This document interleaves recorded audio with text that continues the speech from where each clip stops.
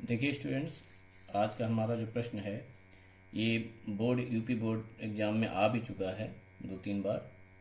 और ये इलेक्ट्रिसिटी का जो है चैप्टर का जो है क्वेश्चन है, तो इसको थोड़ा सा ध्यान से देख लीजिएगा। क्वेश्चन वैसे बहुत सरल है, केवल फार्मूला लगाना है, कोई वैल्यू चेंज नहीं करनी है, यूनिट्स आपस में चेंज नहीं करनी है, सीधे सीधे फार्मूला पुट करना है। अगर आपको फार्मूला मालूम है तो क्वेश्चन आप आसानी से हल कर लेंगे, लेकिन चूंकि बोर्ड में आया हुआ है तो इसलिए आप लोगों को जो है लगाना जरूर आना चाहिए। इसलिए जो है हम इसको आज आपके लिए सॉल्व कर रहे हैं। और फिर से हम आपके लिए बात आप दोहराना चाहेंगे कि कैलकुलेशन जो भी हम करते हैं उसके लिए ध्यान रखिए, कैलकुलेशन आप अपने आप सारी करिए। कैलकुलेशन जो है हमारी देख के मत करिए, कैलकुलेशन आप अपने पेपर में करिए, अपने हिसाब से करिए जैसे आप करते हैं। फिर आप केवल हमसे आंसर मैच कीजिए, कोई फार्मूला देखिए कौन सा हम लगा रहे हैं वो फार्मूला बस देख लीजिए, और उसके बाद कैलकुलेशन अपने आप करिए और आंसर चेक कर लीजिए यूनिट के साथ। आंसर यूनिट के साथ मैच करिएगा। वैसे इस क्वेश्चन में कहीं पे यूनिट चेंज नहीं करनी है, तो बहुत ज़्यादा टेंशन की जरूरत नहीं है। चलिए अब सवाल हम लोग शुरू करते हैं। सबसे पहले वहीं से कि जो जो दिया हुआ है उनको हम लिखेंगे उनके सिंबल्स के साथ और उनके मात्रक के साथ, यूनिट के साथ। चलिए उससे पहले अच्छा सवाल हम लोग एक बार दोहरा लेते हैं। सवाल प्रश्न ये दिया हुआ है कि एक तार के सिरों पर 1.5 वोल्ट का वोल्टेज लगा हुआ है, और उसमें उतना वोल्टेज लगाने पर 1.5 वोल्ट का भी वोल्टेज लगाने पर 0.5 एम्पेयर का करंट फ्लो होता है उसमें। ठीक है, ये दिया हुआ है। और साथ में तार की जो है लेंथ दे दी है 3 मीटर्स, उसका अनुप्रस्थ काट का क्षेत्रफल दे दिया। अनुप्रस्थ काट मतलब अनुप्रस्थ काट का क्षेत्रफल ही दिया हुआ है। अनुप्रस्थ काट का मतलब होता है ये जो तार की मोटाई है इसका क्षेत्रफल। और हो सकता है प्रश्न में कभी कभार यहाँ पे त्रिज्या भी दे सकता है। त्रिज्या अगर दे दी है और हमको मालूम है तार है तो वृत्ताकार ही होगा अनुप्रस्थ काट, तो पाई आर स्क्वायर वहाँ पे लगा देंगे। त्रिज्या अगर दे दी है तो पाई आर स्क्वायर ले देंगे। व्यास दे दिया है अगर अनुप्रस्थ काट का ऐसे ऐसे व्यास दे दिया है अगर, तो जो है आधा कर देंगे, त्रिज्या निकल आएगी और पाई आर स्क्वायर हम वहाँ से कैलकुलेट कर लेंगे। तो बहरहाल ये पाई आर स्क्वायर का ही मान पहले से इन्होंने दे रखा है, या आप कह सकते हैं कैपिटल ए का मान दे रखा है। ठीक है, और पूछा है इसका रेसिस्टिविटी ज्ञात करनी। प्रतिरोधकता मतलब रेसिस्टिविटी। रेसिस्टिविटी को हम लोग जो है हमारी बुक्स में जो है विशिष्ट प्रतिरोध भी लिखा हुआ है, इसको देखिएगा तो प्रतिरोधकता है या विशिष्ट प्रतिरोध है, ये दोनों एक ही बात है। इंग्लिश में प्रतिरोधकता को बोलते हैं रेसिस्टिविटी और विशिष्ट प्रतिरोध को बोलते हैं स्पेसिफिक रेजिस्टेंस, लेकिन निकालना दोनों में एक ही चीज है। एक ही चीज के लिए दोनों टर्म जो है, दो टर्म ये यूज किए गए हैं। ठीक है, अब आते हैं, सबसे पहले हम लिखेंगे दिया है। क्या क्या दिया है इसको देख लीजिए। दिया है, इससे यहां से शुरुआत करिए। दिया है, क्या क्या दिया है। सबसे पहले देखो दिया है 1.5 वोल्ट का विभवांतर लग रहा है। ठीक, ऐसे आप सर्किट को मान सकते हैं। सर्किट अगर बनाना चाहें समझने के लिए तो सर्किट मान सकते हैं कि ये तार है। ठीक है, ये तार जिसको हम रेजिस्टेंस के रूप में मान ले रहे हैं, ये तार, इस तार का लेंथ वगैरह दी हुई है, इसको रेजिस्टेंस मान लिया है, और इसमें हमने वोल्टेज लगाया है। एग्जाम में जरूरी नहीं कि आप ये डायग्राम बनाएं, भी आपकी इच्छा पे है। सॉरी, यहाँ पे जो है ये थोड़ा सा गड़बड़ हो गया है, इसको वोल्टेज ऐसे बनाएंगे हम। यहाँ पे ये हमारे पास दे दिया है, ये तार है, मान लीजिए ये तार जिसको हमने रेजिस्टेंस से शो किया है, और यहाँ पे हमने बैटरी लगा दी है। बैटरी से वोल्टेज देंगे, वहाँ पे वोल्ट मीटर बनाने जा रहे थे, तो यहाँ पे हमने बैटरी लगा दी 1.5 वोल्ट की। सेल दे दी, लगा सकते हैं, बैटरी लगा सकते हैं। सेल दिखाना होगा तो सिंगल सेल दिखा दीजिएगा, बैटरी में कई सेल्स दिखा देते हैं। तो ये 1.5 यहाँ पे दे देंगे। पॉजिटिव से निगेटिव की तरफ करंट फ्लो करते हुए दिखा देंगे कि इधर से करंट आ रहा है, इधर से जा रहा है। ठीक, आइए मान लीजिए करंट जो है ये जो मान लीजिए का दिया हुआ है सीधे यहाँ पे 0.5 एम्पियर। ठीक, और ये तो 1.5 वोल्ट दिया।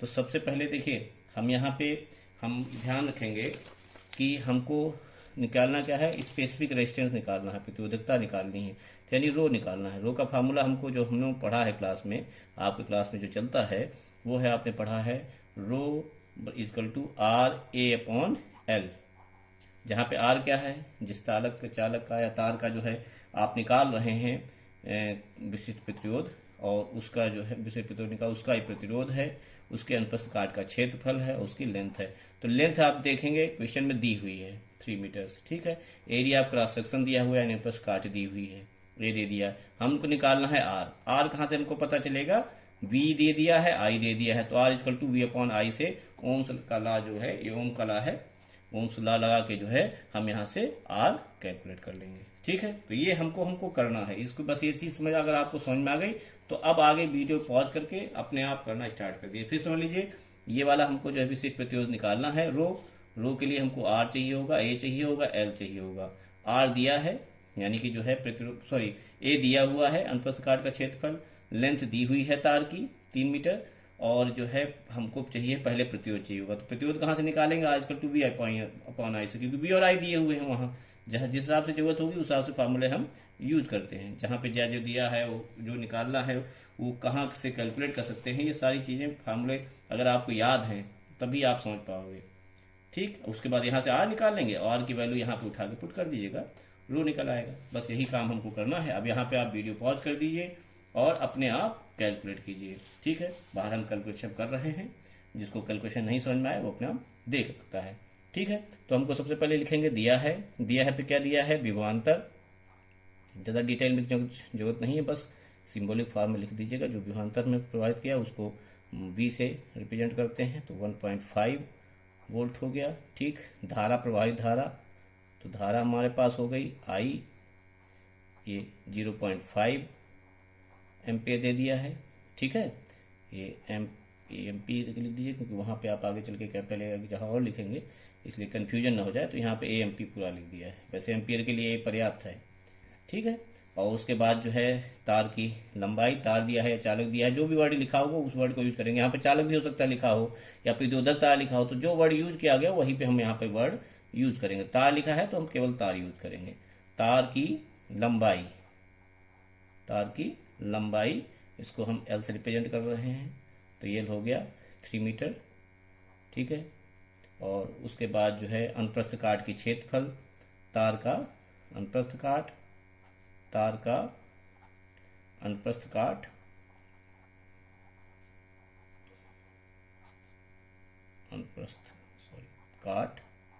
ये हमारे पास, इसको हम रिप्रेजेंट करते हैं ए से, इस देखने का, इसलिए हमने यहाँ पे एम्पियर को एएमपी लिख दिया था।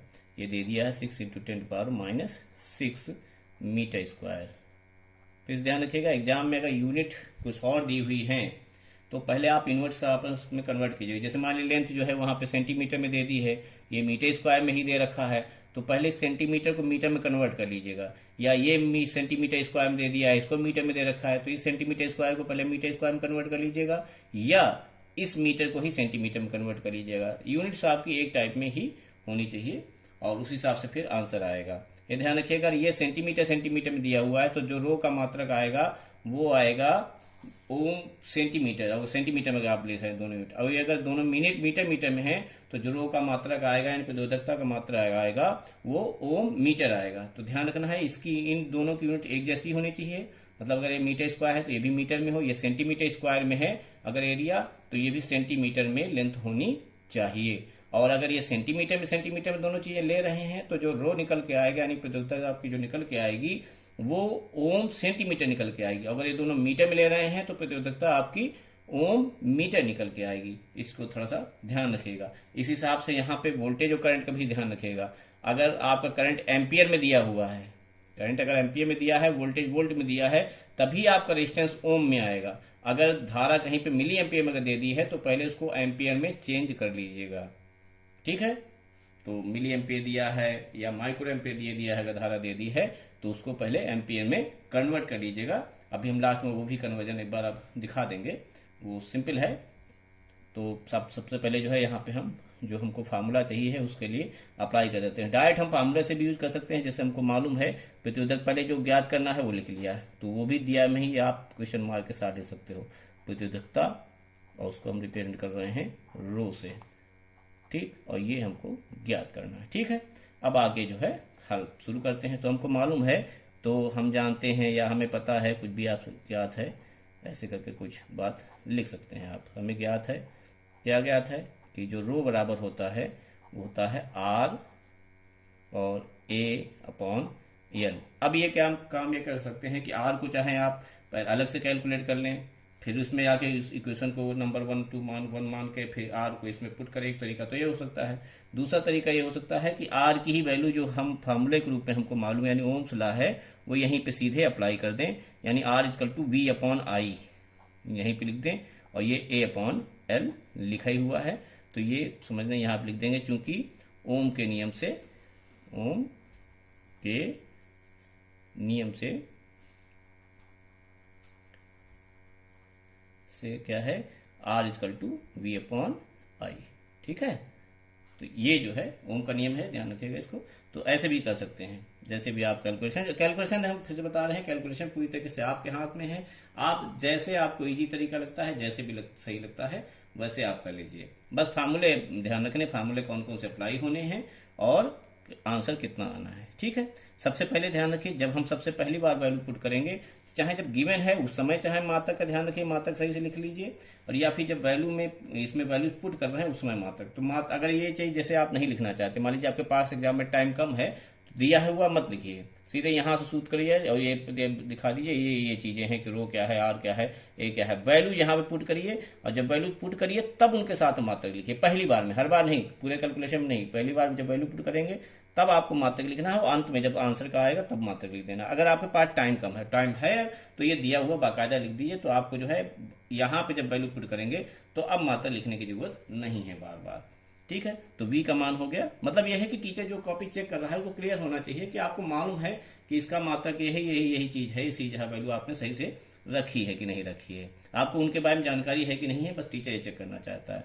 चलिए फिर उसके बाद v का मान रख देते हैं, हमको मालूम v इक्वल टू है 1.5 वोल्ट।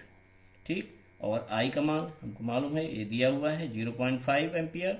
ठीक, A दे दिया है, हमने कहा था बहुत सिंपल है क्वेश्चन ये, तो ज़्यादा दिमाग लगाने की जरूरत ही नहीं है, बस फार्मूला आपको सही से मालूम हो। और L का मान दे दिया है 3 मीटर, दोनों मीटर मीटर में दिया है, तो कोई कन्वर्जन की भी यहाँ पे जरूरत हमको पड़ी नहीं है, फिर भी थोड़ा सा कन्वर्जन हम metre square, centimetre square, milliampere, ampere का कन्वर्ट करना आपको भी बताएंगे इसके बाद। ठीक है, अब इसके बाद जो है कैलकुलेट कर लिए, कैलकुलेशन फिर से हमने कहा, फिर से वीडियो पॉज, अगर यहाँ तक आपको नहीं समझ में आया था तो अब यहाँ तक तो समझ में आ गया होगा, फिर से वीडियो पॉज कर लीजिए, कैलकुलेशन फिर से अपने आप करिए आगे। ठीक है, बाहर हम अपनी कैलकुलेशन कर रहे हैं, तो 3 से हम 1.5 काट सकते हैं, तो यह आ जाएगा 3 1 का 0 में टाइम्स और 5 टाइम्स, और ये 0.5 से 0.5 कट जाएगा, और ये आ गया 6 इंटू 10⁻⁶ 6 इंटू 10⁻⁶। और चूंकि ओम है, ये मीटर स्क्वायर है, अपॉन मीटर है, तो क्या आ जाएगा आपका ओम मीटर। ठीक है, ये हमारा आंसर आ गया। ठीक, बहुत सिंपल क्वेश्चन है। आप ऐसे और भी क्वेश्चन हैं जो भी प्रतिरोधकता के दिए हुए हैं, उनको दूसरे क्वेश्चंस को आप सॉल्व करिएगा।